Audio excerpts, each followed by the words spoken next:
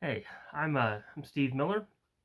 I've been considering starting up a YouTube channel for quite a while now, and I've watched so much content on here and just really have enjoyed it. I've tried to interact with people, but the desire to kind of get to know people a little bit more has kind of drawn me to this. I'm planning on going to Strongsville in a couple of weeks. I'm kind of finalize those decisions, and so I'm going to be doing that hopefully in a couple of weeks. And I'm going to see a bunch of people that I'm going to recognize, and they won't have a clue about me, won't know who I am. And I'll introduce myself to a few probably, but and I felt like unless I did this, I didn't know how much interaction I'd be able to actually have. And so I'm hoping to go on Friday, just Friday for me. I don't live too far away, so I'm just going to drive in and on Friday and leave again. But anyway, so I live in Western Pennsylvania, just a little bit north of Pittsburgh.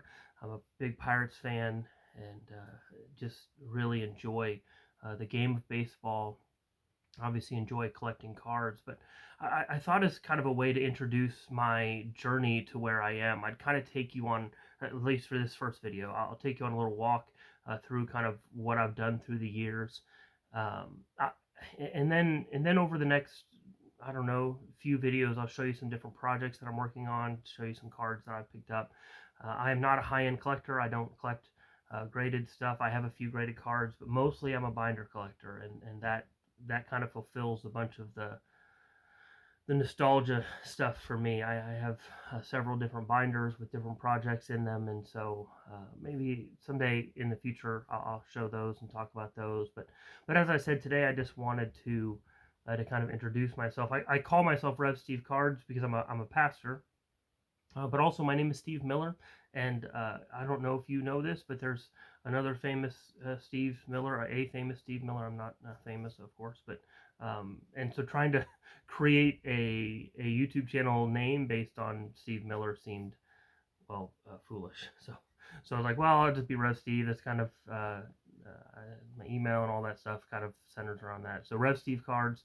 But anyway, I'm gonna kind of turn this around. I'm gonna show you some of the stuff that have kind of brought me to where I am today, and we'll go from there. So, like most uh, kids, I suppose, who grew up in the 80s, I was born in 1980, so most kids who grew up in the 80s, I, of course, collected baseball cards. We never watched baseball growing up. We didn't have a TV, so we didn't really watch anything too much. Once in a while, we would rent a TV and VCR, and we would watch Star Wars, and that's what we would do. But we didn't watch TV, so I didn't watch much baseball.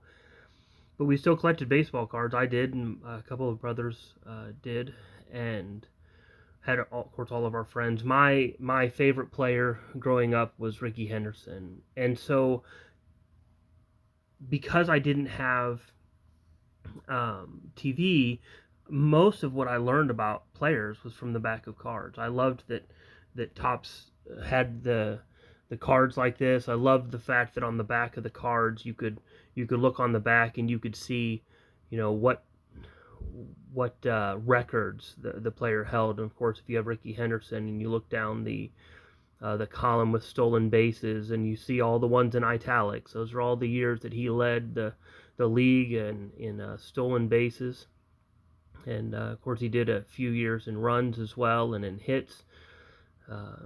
So just a pretty fun thing for me. So that was pretty much how I learned about baseball cards and learned about baseball and learned about my favorite players. Of course, Rickey Henderson played for the Oakland A's. A lot of Oakland A's in those days. I grew up in Iowa. We didn't have a major league team, so there were people tended to go toward the teams that had the players they liked. And well, during the heyday of Rickey Henderson, of course, in Oakland, he had teammates like Jose Canseco, Mark McGwire, Dennis Eckersley, and so on and so forth. So I was an A's fan, collected Rickey Henderson. I remember going to shops and finding some of what I certainly considered his old cards and picking those up. And man, I just thought those were the best. And but anyway, so then when we got a little bit older, when I got a little older, late 80s, early 90s, we moved to Illinois. And when I moved to Illinois, a couple of things. I suppose that was part of it, and there were probably some other things as well. I started playing basketball, and so I started paying more attention to basketball. If you're in Illinois in the 90s, you are probably a Bulls fan, and I was. Everyone's collecting Michael Jordan. And I did not want to be like everybody else, but I was a Bulls fan, so my guy was Scottie Pippen. And I loved collecting the Scottie Pippen cards just as much as I loved collecting the Ricky Henderson cards. And I did that clear up into the 90s when some of the shinier stuff started to come out, like that Fleer metal nuts and bolts, pretty cool looking card. So I collected basketball cards pretty much until I went to college. When I went to college, I went overseas to college. I actually attended a Bible college in Edinburgh, Scotland, and so that was anyway. I don't really need to talk about my college days, but I just kind of stopped collecting, and if you could say I collected anything at the time, it was probably books, and so that was what I did. I had a lot of books and I have quite a library now, but that doesn't really deal with that collector's gene. You know, people talk about the collector's gene, and man, how was I going to scratch that itch? And so I tried a lot of different things. You know, for a little while, I I did the root beer route, and that seems maybe odd to you, but I don't know if you know this, but if you're looking for bottles of root beer, there are many, many, many different varieties. By the time I stopped chasing bottles of root beer, I had hit about 140, I think, somewhere along and honestly, there's a community around root beer collecting, and at 140, I would not have been one of the top ones, not even close, actually. Some of the guys who've been doing it for longer than I had and traveled more than I did, um, certainly up into the 400s and 500s. I tried I tried Funko Pops. I collected all kind of Funko Pops. I'm a Star Wars fan, and so here's Luke Skywalker in Dagobah with Yoda on his back. It's pretty cool. Funko Pop if you're into that sort of thing. But with stuff like this, there's just only so much you can do, so much I could do, so much I could collect, and so that wasn't doing it for me either. Although I attended a Pirates game. I lived north of Pittsburgh. I don't know if I mentioned that yet or not, but anyway, I'm a Pirates fan. I married into being a Pirates fan, and I went to a Star Wars night and picked up an Obi-Wan tie-on bobblehead. I always thought that was pretty cool. Anyway, we'll move that to the back as well. We'll move the Funko Pop out of there. Can't really see him behind the cards anyway. Move my Obi-Wan tie-on back there. But none of this was really doing it for me, and so I tried to pick up cards, like packs of cards. I was watching some football, so I'd buy some football cards. Just buy a couple packs at Walmart or something, and I tried basketball cards, and I opened baseball cards, and there was a problem with the baseball cards that, for me, like I'm colorblind, and so a lot of the parallels just they don't work for me. I can't always tell what color the parallel is. Sometimes I can, but a lot of times I can't. Plus, there was a whole chase. I'd open a pack and I'd get a modern player that's really good, and nobody and realize it's like it carries no value, and it's like, well, that's not really doing it for me. I didn't, and so anyway, I'm at a yard sale, um, last summer, and I found this box of cards back here, and it's one of those with 2 rows of cards in it, and the box was opened up, and on the lid of the box, I'm going to see if I can show this on the camera. I don't know if I can or not. Oh, maybe if I angle it just right. You can see it says $25 for the box of cards. So $25 for a box of cards. Let's see what cards are in there. So I opened up and looked on the right-hand side. On the right-hand side were all modern cards.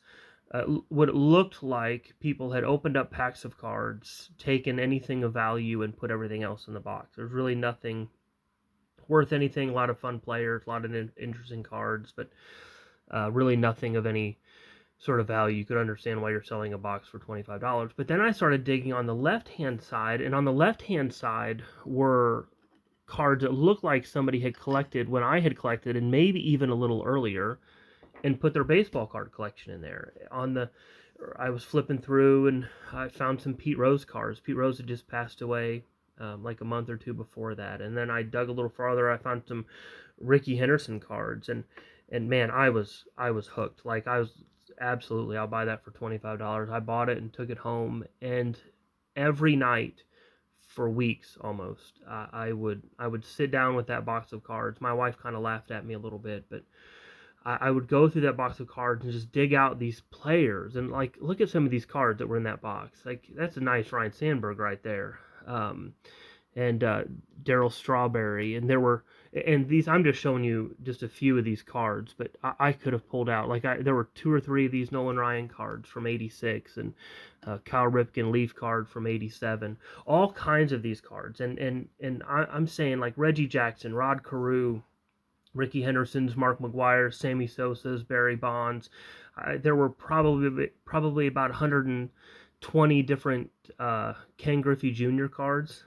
Nothing of any real value. I mean, I know that some of these cards, if you get them graded and they grade high, whatever, but man, it hit all the nostalgia feels. And so this was it. I was done.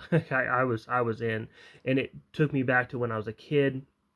And so I started trying to find information on cards, and I'm kind of the type of person that when I do something, I kind of jump in, and so I began to jump in. I jumped into the